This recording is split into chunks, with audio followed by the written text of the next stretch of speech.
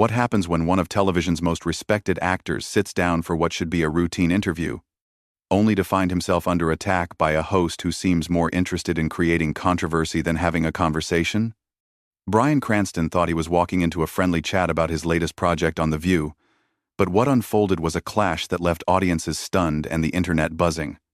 Before we dive into this incredible confrontation, make sure to hit that subscribe button and let me know in the comments what you think about celebrity interviews gone wrong. The morning started like any other at the View studio. Bryan Cranston, fresh off his latest critically acclaimed performance, settled into the familiar hot seat across from the panel of hosts. The cameras were rolling, the audience was energized, and everything seemed perfectly normal. But beneath the surface, tensions were already beginning to simmer. "So Bryan," Joy Behar began with that signature smirk of hers, "I have to ask you about something that's been bothering me. You've made a career playing these morally complex characters, Walter White. Your character in your honor, but I'm wondering if maybe you're drawn to these roles because you identify with them on some level." The question hung in the air like a loaded weapon. Cranston's eyebrows raised slightly, a flash of confusion crossing his face. "I'm sorry, Joy. I'm not sure I understand what you're getting at. Are you suggesting that I'm somehow similar to a meth dealer or a corrupt judge?" "Well, I'm just saying," Joy continued, leaning forward with an almost predatory gleam in her eyes. "Actors often gravitate toward roles that speak to something inside them. And you seem to have a real knack for playing men who lie, cheat, and manipulate their way through life." The other hosts exchanged uncomfortable glances. Whoopi Goldberg shifted in her seat, clearly sensing where this was heading. Sarah Haynes looked down at her notes, while Sunny Hostin appeared ready to jump in and redirect the conversation. But Joy wasn't finished. "I mean, let's be honest here." She pressed on, her voice taking on that dismissive tone that had made her famous and infamous. "You've built your entire post-Malcolm in the Middle career on playing bad guys. Don't you think that says something about who you really are?" Bryan's jaw tightened almost imperceptibly. His media training had prepared him for difficult questions. But this felt different. This felt personal. "Joy, with respect, I think you're conflating an actor's ability to portray complex characters with their personal moral compass. By that logic, Anthony Hopkins would be a cannibal."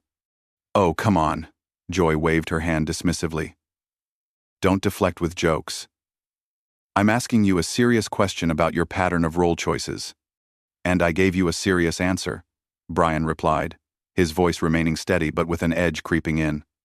"I choose roles based on the quality of the writing, the complexity of the character, and the story being told. The fact that you see a pattern says more about your perspective than it does about my motivations." Joy's eyes narrowed. She clearly hadn't expected pushback, and the audience could sense the shift in energy. What had started as a routine celebrity interview was quickly devolving into something much more confrontational. "My perspective?" she laughed, but there was no humor in it. "My perspective is that of someone who's been in this business longer than you've been acting, Bryan. And what I see is an actor who's made a very calculated decision to rehabilitate his image by playing anti-heroes, because let's face it, Malcolm in the Middle wasn't exactly Emmy material." The insult landed like a slap across the face. Malcolm in the Middle had been a beloved show that ran for 7 seasons and earned Bryan multiple Emmy nominations. To dismiss it so callously was not just unprofessional, it was cruel. "Actually, Joy," Bryan said, his voice now carrying a warning tone, "Malcolm in the Middle earned me 3 Emmy nominations and a win. It was a show that brought joy to millions of families and dealt with real issues facing middle-class Americans. I'm proud of that work." Sure. Joy waved him off again. "But we both know that's not what got you taken seriously as a dramatic actor. You had to go dark to get respect, didn't you? And now here you are, promoting another morally questionable character. It's almost like you can't help yourself."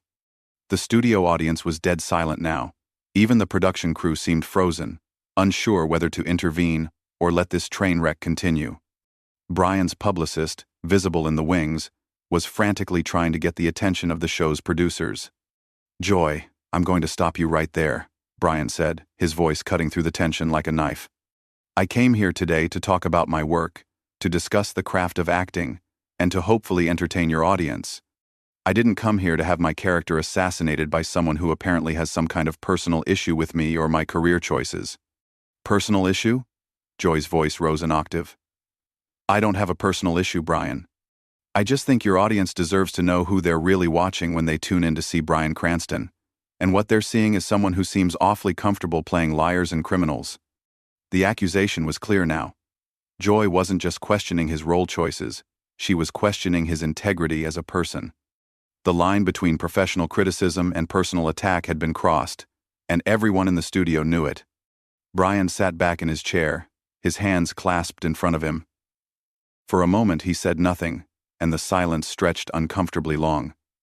When he finally spoke, his voice was quiet but firm. Joy, in all my years in this industry, I've never had a host attack my personal character based on fictional roles I've played. I've done over 200 interviews promoting various projects, and not once has anyone suggested that my ability to portray complex characters somehow reflects negatively on who I am as a human being. Well, maybe no one else had the courage to ask the tough questions. Joy shot back, clearly doubling down on her approach. Courage? Bryan repeated, and for the first time since the interview began, he leaned forward in his chair. Is that what you call this? Courage? His voice remained controlled, but there was steel in it now that hadn't been there before. Because from where I'm sitting, Joy, it looks more like unprofessionalism, disguised as journalism. The words hit their mark. Joy's face flushed red, and she straightened in her chair like a cat with its back arched. Unprofessional? I'm asking legitimate questions about your career trajectory. If you can't handle that, maybe you shouldn't be doing interviews. Oh, I can handle tough questions, Bryan replied, his eyes never leaving hers. What I'm struggling with is understanding why you seem so personally invested in tearing me down. Did I offend you somehow? Did we have some interaction that I'm not remembering? Because this level of hostility feels very personal. Whoopi Goldberg finally decided to intervene. You know what? Maybe we should take a different approach here and talk about the new project itself, the actual story you're telling. But Joy wasn't having it. She turned to Whoopi with an expression of mock surprise. What? We can't ask actors about their choices anymore? Since when did The View become a promotional platform where we just lob softball questions? There's a difference between asking tough questions and launching personal attacks, Whoopi replied, her tone firm but diplomatic. And I think we might be crossing that line here. Personal attacks? Joy laughed, but it was a harsh, grating sound. I haven't attacked anyone personally. I've questioned his pattern of role selection, which is completely fair game for an actor promoting his work. Bryan held up a hand. Actually, Joy, let's be very clear about what you've said. You suggested that I choose morally complex roles because I identify with immoral behavior. You dismissed 7 seasons of successful television as not being Emmy material, which is factually incorrect. And you've repeatedly insinuated that there's something inherently questionable about my character because I can convincingly portray flawed fictional characters. That's not journalism. That's character assassination. The studio audience began to murmur. Some were nodding in agreement with Bryan, while others seemed uncomfortable with the entire exchange. The camera operators were having a field day, capturing every micro-expression, every uncomfortable shift in seating. Joy's co-hosts were becoming increasingly uncomfortable. Sarah Haynes cleared her throat. Bryan, I think what Joy might be trying to get at is the responsibility that comes with these powerful performances. Your portrayal of Walter White was so convincing that some people actually rooted for him despite his terrible actions. Bryan turned to Sarah with visible relief, grateful for a reasonable question. That's a much more thoughtful way to approach this topic, Sarah. And you're absolutely right.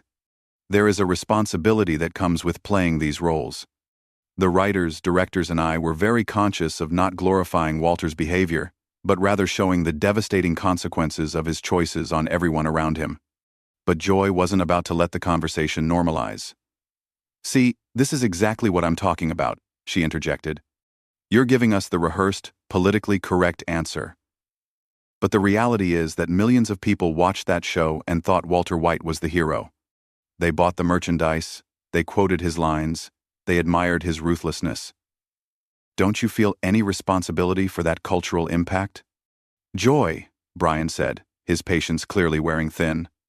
I feel the same responsibility that Anthony Hopkins feels for people who quote Hannibal Lecter, or that Robert De Niro feels for people who idolize Travis Bickle from Taxi Driver. We're actors telling stories about the human condition, including the darker aspects of it. If some viewers miss the moral lessons and instead glorify the characters, that's a failure of critical thinking, not a failure of storytelling. Oh, so now it's the audience's fault for not being smart enough to get your deep artistic message? Joy's voice was dripping with sarcasm. That was the moment something shifted in Bryan's demeanor. The professional courtesy, the media-trained responses, the attempt to find common ground, all of it evaporated. His eyes hardened, and when he spoke, his voice carried the weight of decades in the entertainment industry. No, Joy. What I'm saying is that you're either deliberately misunderstanding my answers or you're not listening to them at all. Either way, this isn't a conversation anymore. It's an ambush. And I'm starting to wonder what your real agenda is here. My agenda? Joy's voice pitched higher. My agenda is to ask the questions that other interviewers are too starstruck to ask. My agenda is to hold celebrities accountable when they use their platform to normalize antisocial behavior. Normalize antisocial behavior? Bryan repeated, incredulous. Joy. Breaking Bad literally showed the complete destruction of a man's family. The death of numerous people. And the protagonist dying alone and despised. How exactly does that normalize anything? If anything, it's a cautionary tale about the consequences of pride and moral compromise. But people still loved Walter White, Joy insisted. Some people also loved the Joker, Joy. Some people loved Darth Vader. Some people loved Lady Macbeth. The fact that audiences can appreciate complex villains doesn't mean the stories are endorsing their behavior. This is basic literary analysis. The condescension in his voice was unmistakable now, and Joy caught it immediately. Her face flushed darker. Don't lecture me about literary analysis, Bryan. I've been discussing culture and media since before you were famous. Then act like it, Bryan shot back, his professional facade finally cracking. Because right now you're coming across like someone who either hasn't actually watched the shows you're criticizing or someone who's willfully misinterpreting them to make some kind of point that I still don't understand. The studio fell silent again. The other hosts looked like they wanted to crawl under their desks. The audience was transfixed, witnessing what was clearly becoming one of the most uncomfortable moments in The View's history. Sonny Hostin attempted damage control. I think maybe we're all getting a little heated here. Bryan, can you tell us about working with the cast in your new project? But Joy was beyond salvaging the interview. She was fully committed to her attack now, seemingly unable to back down. No. I want to finish this conversation. Bryan, you're sitting here acting like you're above criticism, like your artistic choices exist in some pure creative vacuum. But the truth is, you've made a very lucrative career out of playing bad men, and I think that deserves scrutiny. Scrutiny? Or a public flogging? Bryan asked, his voice now openly hostile. Because that's what this feels like, Joy. It feels like you decided before I walked in here that you were going to try to take me apart, and you're just throwing accusations at the wall to see what sticks.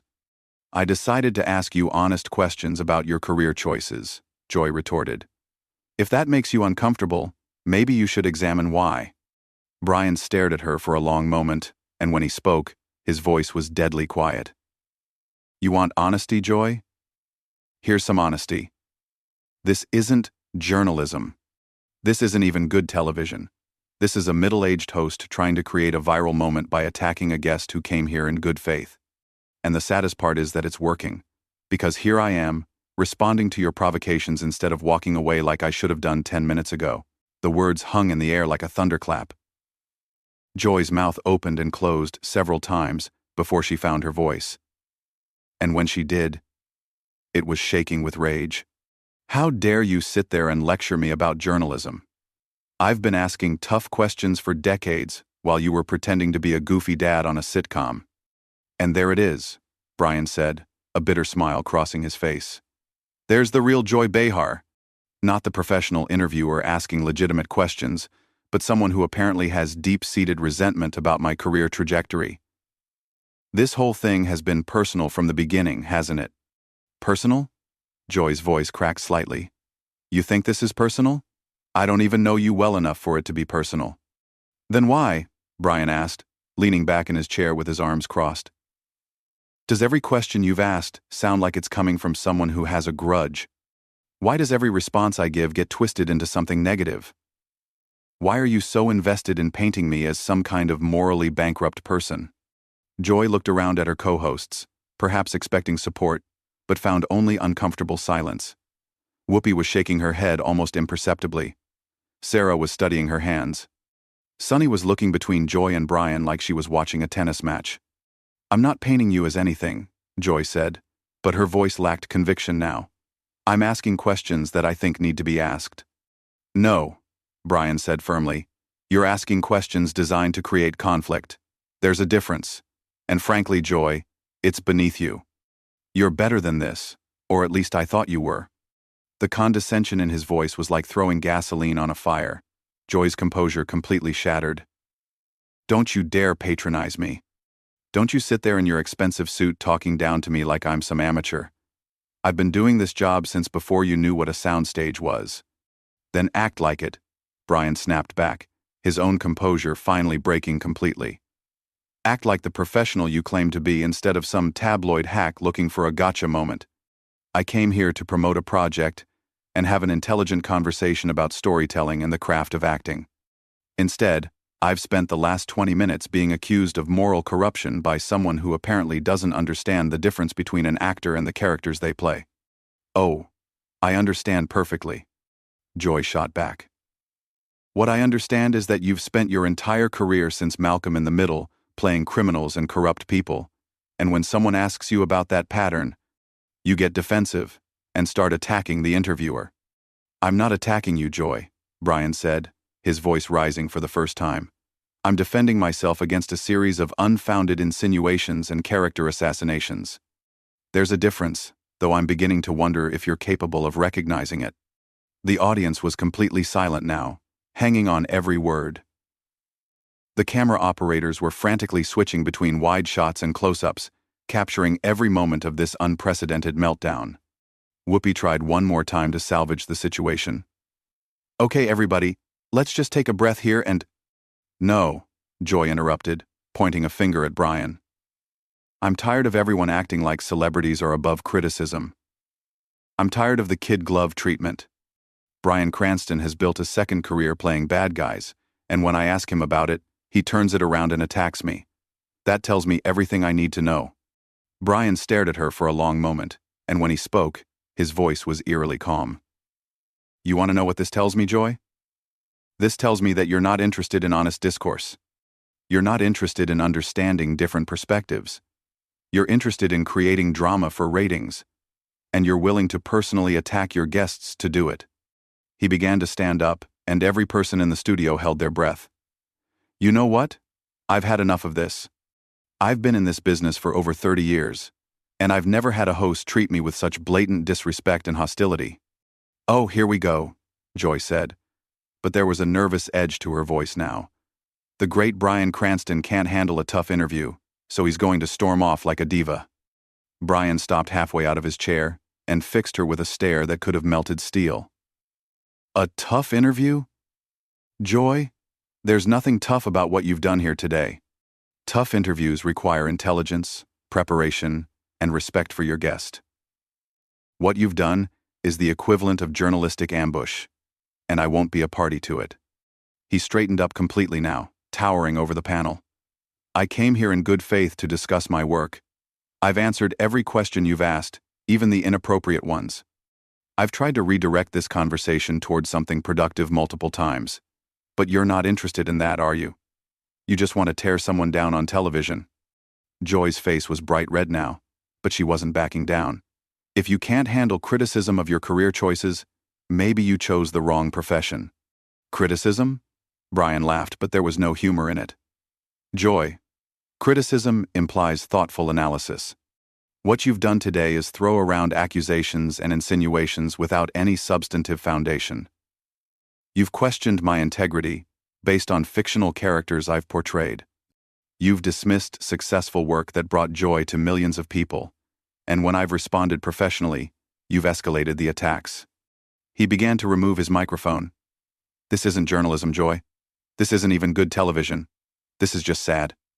And I feel sorry for your viewers who tuned in expecting intelligent discourse and instead got to watch a host attack a guest for no apparent reason other than personal animosity. Personal animosity? Joy practically shrieked. I told you this isn't personal. Everything about this has been personal, Bryan replied, handing his microphone to a stunned production assistant. From your first question to your last insult, this has been about you trying to prove some point at my expense. And you know what? You've succeeded. You've created your viral moment. Congratulations. The other hosts were staring in shock. Whoopi looked like she wanted to apologize on behalf of the entire show. Sarah appeared to be on the verge of tears. Sunny was shaking her head in disbelief.